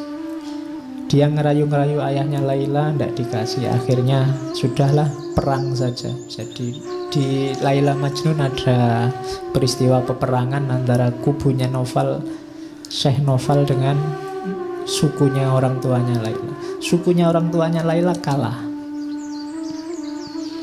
Cuma waktu perang ini Qais sebenarnya tidak ingin perang. Ketika perang, Qais malah ada di pihaknya, ceritanya Laila, sukunya Laila. Iya, bingung ya memang. Jadi karena bagi Qais sukunya Laila tadi kan ditanda tanah, semua yang berhubungan dengan Laila dia sayangi juga.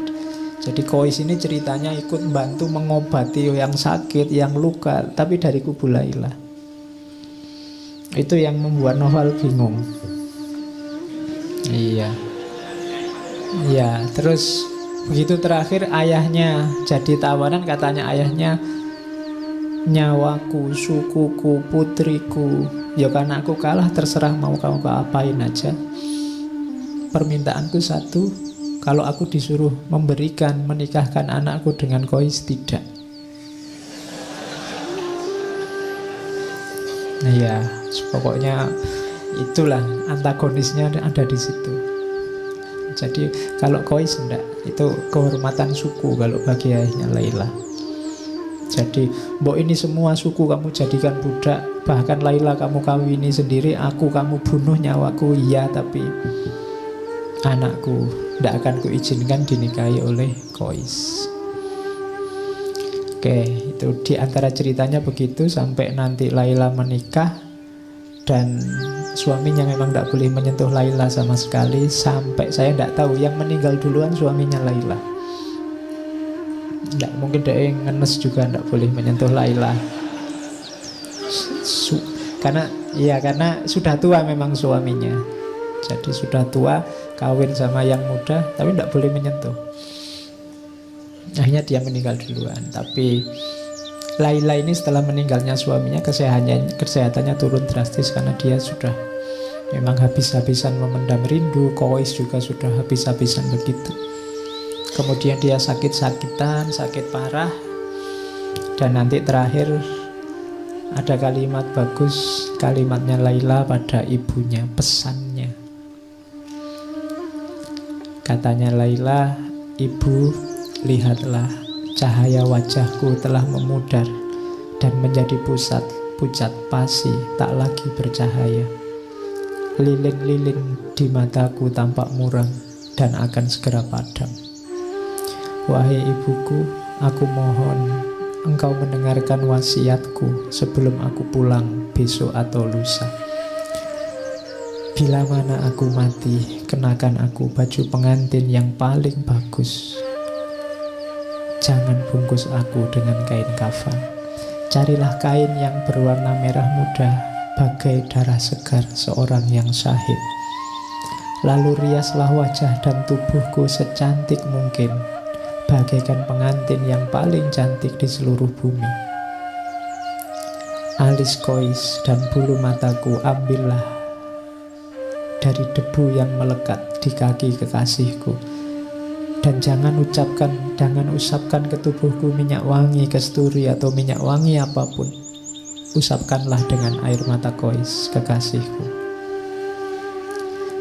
Sesudah aku mengenakan baju pengantin itu dan menjadi sangat cantik dan anggun, aku akan menunggu Qais. Sang pengembara yang luka itu akan datang. Terus, wahai ibu, katakan kepada pengembara yang selalu diliputi kesengsaraan itu, semua sudah selesai. Laila, sahabatnya dalam kesedihan itu, sekarang sudah tiada. Ia telah bebas dari belenggu duniawi. Hatinya hanya diberikan kepadamu dan dia mati untukmu. Cinta telah menyatu dalam kehidupan yang ia jalani. Cahaya cinta itu begitu murni sehingga tak ada kebahagiaan lain yang dia ketahui selain menyebut namamu. Tidak ada satupun yang bisa menghibur pikirannya yang selalu tertekan kecuali cintanya padamu. Dan dengan cinta itu, jiwanya yang lembut telah pulang ke alam keabadian. Semua berkahnya hanya untukmu. Ini pesan terakhirnya Laila lewat ibunya. Kemudian Laila meninggal. Bisa dibayangkan bagaimana kondisinya Qais. Dia pingsan berhari-hari.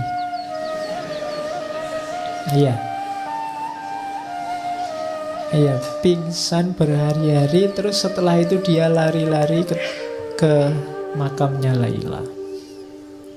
Dan setelah itu dia tidak kemana-mana lagi, hanya ada di makamnya Laila. Pekerjaannya tiap hari memeluk nisan dan makamnya Laila. Dan ini kalimat terakhirnya. Sebelum menyusul Laila, nanti dia meninggal dalam keadaan memeluk pusaranya, memeluk makamnya Laila. Engkau telah keluar dari kehidupan yang membingungkan ini.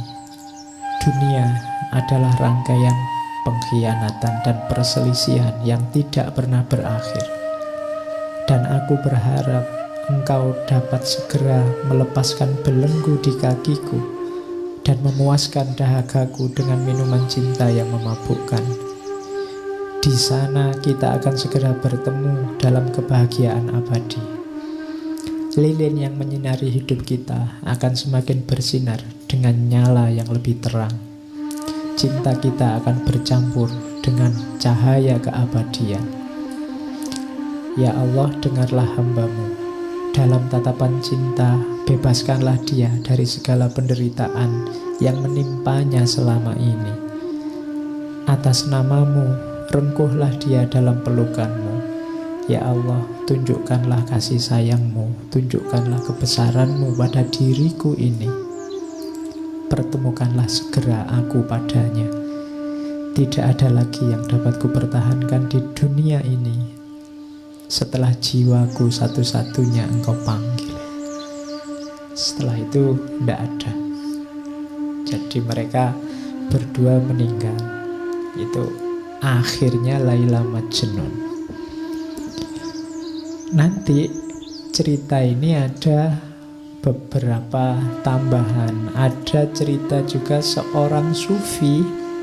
Kalau di akhir cerita itu Zaid tadi yang jadi penghubung itu bermimpi dua-duanya berbahagia di alam sana. Qais dan Laila sedang berbahagia dengan pakaian terindah, dengan keremajaannya lagi dan seterusnya. Tapi nanti ada seorang sufi yang bermimpi. Jadi sufi ini bermimpi bahwa di akhirat sana Allah menyapa Qais. Sapaannya pada Qais adalah, wahai Qais, mengapa engkau menyebut namaku dengan nama Laila waktu di dunia? Itu sebenarnya ingin menunjukkan bahwa sebenarnya ini kisah tentang cinta ilahiyah. Kisah tentang cinta kepada Tuhan yang sudah mendalam. Itu yang membuat para sufi mabuk Allah. Itu yang membuat yang ada di mulut para sufi itu ketika mengalami puncak rasa cinta itu hanya Allah. Oke. Dan ini cerita Laila Majnun ini banyak diadaptasi macam-macam. Ada beberapa yang saya bawa, beberapa kali juga sudah saya cerita, misalnya dulu waktu ngomong Rumi. Jadi ini ada kisah dari Rumi tentang Majnun, salah satu teks Majnun. Jadi saya bilang tadi cerita tentang Majnun itu folklore yang sudah beredar di tengah masyarakat. Yang saya bawa malam ini versinya Nizami, tapi versi yang lain banyak. Kalau ini antara lain versi dari Rumi, ada beberapa cerita. Misalnya, satu ketika teman-temannya Majnun ini tanya, Majnun, kalau kamu mau, kami bisa mendatangkan perempuan yang lebih cantik untukmu. Kata orang-orang. Jawabannya Majnun, kalian tak akan mengerti. Aku mencintai Laila bukan karena rupa dan penampilannya.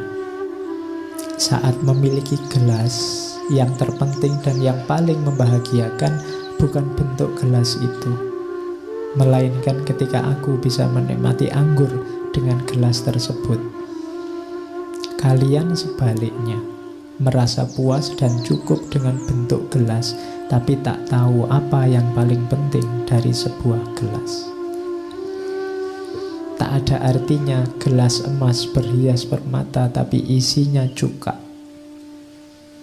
Wadah tua dan rusak berisi anggur bagiku lebih baik ketimbang 100 gelas emas berisi cuka. Itu. Kalau bahasa hari ini mungkin jangan lihat casingnya. Kalau sudah jatuh cinta itu casing tidak penting. Orang yang masih ribut dengan rupa, dengan casing, itu sebenarnya belum jatuh cinta. Kalau sudah jatuh cinta tidak penting lagi itu. Makanya katanya Rumi, cinta menjadikan sesuatu tampak menawan. Namun yang tampak menawan tak selalu menyebabkan jatuh cinta. Kalau kamu sudah jatuh cinta, seperti apapun kondisi yang kamu cintai akan tampak indah. Itu yang tidak dipahami oleh banyak orang. Tadi kamu mendengarkan ceritanya Laila Majnun kan, mbok sudah nyari yang lain kan banyak. Sesimpel itu yang ada di pikiran kita. Kenapa? Karena kita belum jatuh cinta. Yang sudah dan pernah jatuh cinta pasti ngerti apa nilai yang dicintai. Tidak sekedar casingnya. Oke, itu kisah carangan kalau di wayang ini, kisah petelan yang diambil Rumi. Ada lagi kisah potongan lagi saya bawa, kalau ini menarik. Satu ketika Kois ini kaget, tiba-tiba ada anjing dari kampungnya Laila sekonyong-konyong berjalan lewat depannya Kois. Kois mengikutinya karena dia pingin segera ketemu Laila. Jangan-jangan ini bisa mempertemukan aku dengan Laila. Di tengah perjalanan Kois melewati sekelompok orang kampung sedang sholat. Mungkin anjingnya lewat masjid mungkin. Tapi Kois tidak lihat mereka karena Kois sedang konsentrasi mengejar anjingnya. Ya. Setelah Kois pulang, orang tadi yang sholat marah-marah pada Kois. Wahai Kois, tadi engkau melewati kami saat sedang sholat. Kenapa kau tidak ikut sholat dengan kami? Kok kamu tidak lihat kita sholat, kamu lewati saja? Katanya Kois, demi Allah, saat kalian sedang sholat berjamaah, aku sama sekali tidak melihat kalian. Kenapa? Hatinya hanya fokus pada anjing dan yang dia cintai, Laila. Siapa tahu anjingnya bisa mempertemukan dengan Laila. Bila kalian benar-benar cinta pada Allah sebagaimana diriku cinta pada Laila, pasti kalian tidak melihat aku.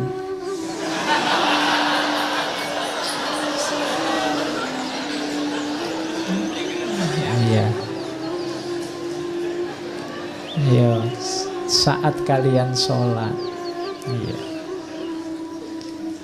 Padahal kalian sedang berbicara dengan Allah, tapi mengapa kalian masih bisa memperhatikan diriku? Aku saja yang mengejar anjing kepunyaan Laila, pujaan hatiku, sama sekali tidak melihat kalian. Jadi ini sindiran luar biasa dari Kois. Ya. Aku aja cuma anjing aja sampai lupa sama kalian. Kalian sama Allah loh, masih bisa. Iya, sibuk sama diriku. Itu sindirannya Kois pada orang-orang. Ada lagi ini cerita. Ini juga kisah sampingan. Di Nidhami tidak ada. Jadi suatu ketika di rumah Laila diadakan pesta. Semua warga desa diundang. Majnun yang tidak diundang menyusup saja masuk. Sampai di dalam rumah dia lihat loh, orang-orang kok antri.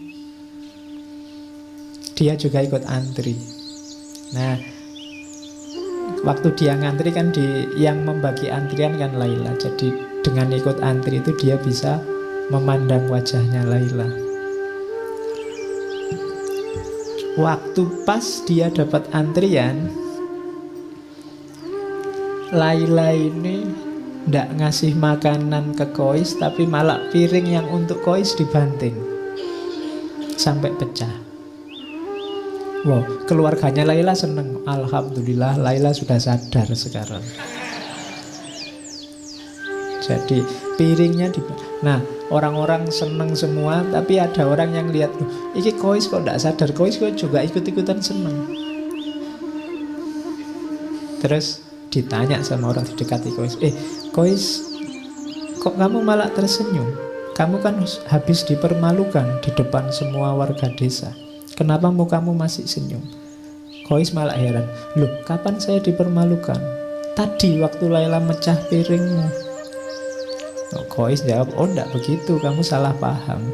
Laila itu memecahkan piringku tujuannya hanya satu, agar aku ikut antrian lagi.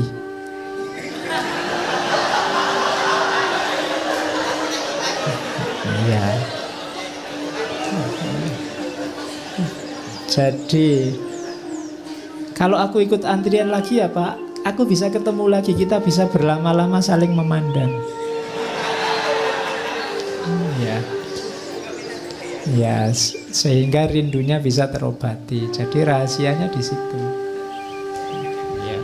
Ini sebenarnya sindiran bahwa kalau Allah ngasih kamu susah, kalau Allah ngasih kamu ujian, kesulitan, itu mungkin karena Allah ingin dekatnya lama sama dirimu. Kalau doamu lama tidak dikabul-kabulkan, mungkin Allah suka rindu mendengarkan suaramu terus. Jadi jangan salah paham dulu. Makanya cintailah Allah, dekatilah Allah dengan rasa cinta, maka Kamu tidak akan kecewa, tidak akan mengeluh, tidak akan putus asa. Karena banyak rahasia di balik itu. Nah, itu rahasianya cinta ilahi. Kayak Laila yang banting piringnya Kois itu kalau dilihat biasa saja kelihatan, wah ini tega sekali sama Kois. Tapi Kois yang ngerti rahasianya malah tertawa. Orang kampung yang tidak tahu dia sorak-sorak, dianggap wah Laila sudah sadar, padahal tidak. Oke. Terus kalau ini pernah saya bawa, lupa di. Jadi ini satu ketika Majnun ini sakit, sama teman-temannya dibawa ke tabib. Katanya tabib, oh ini sakitnya parah, harus dibedah karena ada yang infeksi, ada darah yang harus dikeluarkan. Tapi Majnun menolak, jangan, saya tidak mau dibedah. Tabibnya bingung, lah kok kamu takut? Selama ini kan kamu keluar masuk hutan sendiri. Macan tidak takut, apalagi binatang buas tidak takut. Lah kok kamu dibedah aja takut? Katanya Majnun, tidak, bukan dibedahnya yang saya takut. Lah kamu takutnya apa? Aku takut pisaunya menyakiti Laila.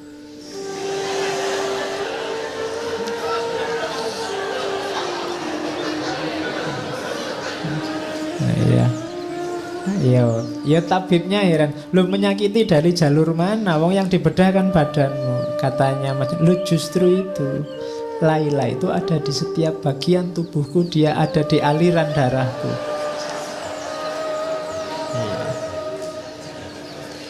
Ya ini bisa kamu jadikan alasan kalau kamu takut imunisasi, takut suntik. Iya. Jadi aku takut menyakiti, ya karena ini pelajaran bahwa ketika orang sudah sangat mencintai, antara yang mencintai dan dicintai sudah tidak terbedakan lagi. Jadi kalau Laila disakiti, Majnun yang sakit. Kalau Majnun disakiti, Laila yang sakit. Jadi ketika Majnun dibedah, yang dikhawatirkan oleh Majnun adalah sakitnya Laila. Kenapa? Kalau Laila tahu Majnun dibedah, dia yang sakit. Itu yang dikhawatirkan oleh Majnun. Kalau orang yang kamu cintai sedang disakiti apa dia, ini kan kamu juga tidak terima sakit. Nah, itu yang tidak diinginkan oleh Majnun. Makanya jangan dibedah. Aku takut apa? Kenapa? Di setiap aliran darahku ada Laila. Kalau aku disakiti, Laila juga sakit. Oke, ini pelajaran cinta selanjutnya. Ada kisah petelan lagi saya bawa. Kalau ini sama analogi untuk cinta ilahiyah. Jadi satu ketika Majnun ini ingin ketemu Laila. Terus dia naik onta. Tapi sayangnya ontanya baru melahirkan. Nah, onta yang baru melahirkan ini masih sayang-sayangnya sama anaknya.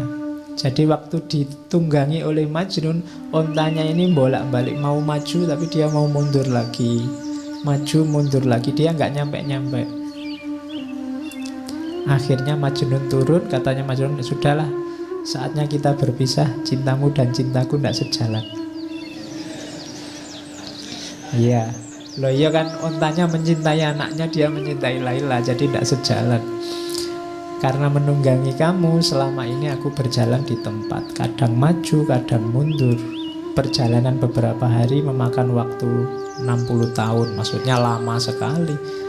Aku tidak akan menunggangi kamu lagi. Majnun terus turun, terus lari, tapi terus jatuh dia, kakinya patah. Tapi dia tidak putus asa ceritanya. Kakinya patah, dia ikat sendiri, terus dia menggelindingkan badannya. Jadi tidak bisa jalan kan? Ya, merangkak juga tidak bisa, kakinya sakit diikat, ya sudah muter aja menggelundung. Nah, ini pelajarannya adalah kalau engkau masih terikat oleh dunia, oleh banyak hal di luar dirimu, kayak onta tadi yang masih kamu tunggangi, kamu tidak akan nyampe-nyampe pada yang kamu cintai. Kalau masih sangat banyak beban yang harus kamu bawa, kamu tidak akan sampai-sampai. Tinggalkan semua bebanmu, berjalanlah, berlarilah, menggelindinglah menuju yang kau cintai. Ya, yang dicintai pastinya Allah. Oke, terakhir, kalau ini juga sudah sering saya sampaikan, satu ketika Khalifah ini yang mendengar cerita Laila Majnun sangat populer, satu ketika ingin tahu anak muda yang dilanda cinta itu kayak apa. Terus dia lihat ditemuinya Laila, tapi dia heran, oh Laila itu cuma kayak gini aja loh wajahnya. Kois menjadi Majnun karena kamu, tidak masuk akal. Apa yang dilihatnya dari dirimu sehingga membuatnya tergila-gila. Kamu bukan wanita yang sangat cantik, banyak wanita lain yang secantik kamu, bahkan melebihimu. Ada cerita yang bilang katanya Khalifah, bahkan dayangku yang paling jelek lebih cantik daripada dirimu. Tapi Laila menjawab, diamlah. Yang dia lihat tidak terlihat olehmu karena kamu bukan Majnun. Iya, kamu tidak tahu karena kamu bukan yang mencintai. Hanya yang mencintai tahu keindahan yang dicintai. Oke, jadi itulah kisahnya Laila Majnun. Ada banyak pelajaran cinta yang diberikan oleh Nizami lewat romannya ini, yang itu merupakan alegori dari cinta ilahiyah, cinta ketuhanan. Oke, saya kira itu ya untuk malam ini. Sesi cinta saya kira cukup. Nanti kalau cinta-cintaan terus ya ndak enak juga. Bulan depan kita mulai berfilsafat lagi. Maret kita ke barat. Ya, kita ngambil tema filsafat aja ya. Sudah lama ndak ngomong filsafat yang asli. Kita ngambil tema, pokoknya judulnya filsafat barat lagi gitu aja ya. Saya ingin ngomong panjang lebar beberapa filosof yang belum kita perdalam, meskipun agak kunci. Yang pertama, bapaknya filsafat modern, René Descartes. Yang kedua, tokoh besar skeptisisme modern, David Hume. Yang ketiga, tokoh intuisionisme. Jadi barat juga tidak cuma pakai akal, tapi juga ada filosof yang mengandalkan intuisi, namanya Henry Bergson. Terakhir kita bahas filosof yang dikenal dengan filsafat absurdismenya, Albert Camus. Oke, jadi kita ketemu Descartes, Hume, Bergson, dan Camus untuk bulan April. Jadi kita belajar lagi filsafat barat. Oke, saya kira itu pertemuan malam ini. Kurang lebihnya mohon maaf. Wallahul muwaffiq, wallahu a'lam bissawab. Wassalamualaikum warahmatullahi wabarakatuh.